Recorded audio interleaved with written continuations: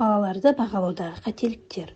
Көбінесе болып жатқан жағдайға өз көзқарасын білдіру үшін тәрбиешілер жақсы және жаман сөздерін қолданады.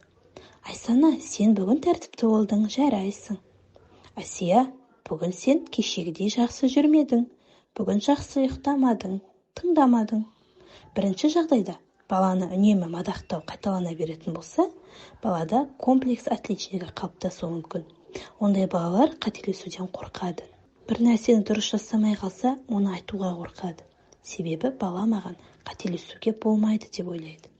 Екінші жағдайда мадақтау көп айтылмаған балалар өзін тәрбиешінің жылуына лайық емеспін деп сезінеді. Балаларды салыстыру. Балабақшада бір баланың жетістіктерін атап, оны ынталандыру және де басқа бір баланы сол баламен салыстырып, оның қателіктерін айту. Аяжан, қарашы, сен мұнда 20 минут отырдың, аппликация жасай алмадың, ал Айдар жасап бітті.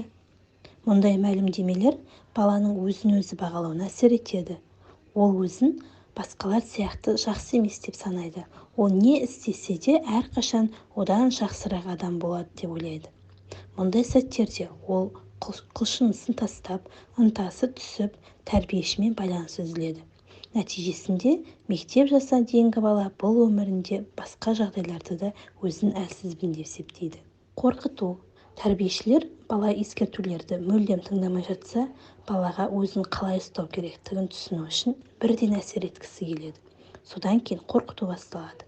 Тыныш отырмасаң, бүгін үйге бармайсың, бөлмеге қамап қоямын деген сияқты. Тәрбиеші бұларды жасамайды, бірақ жай ғана айту арқылы баланы қорқытып қояды. Физикалық жазалау.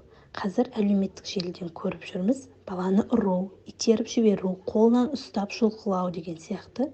Бұл өте төмен деңгейді көрсетеді. Тәрбиеші баланың әлсіз екенін біледі және біле тұра оған физикалық күш көрсетіп жатады. Бұндай жағдайларда ол қорғансыз жағдайда тұрады және ешкімнен көмек сұрай алмайды. Бірақ одан да сорақысы, бала бұл мінез-құлықты қалыпты деп санайды. Яғни ересектер осылай әрекет ете алады, бұл дұрыс деп есептейді. Бұл дегеніміз баланың жеке шекарасын бұзу. Ата-анасы туралы жағымсыз пікір айту.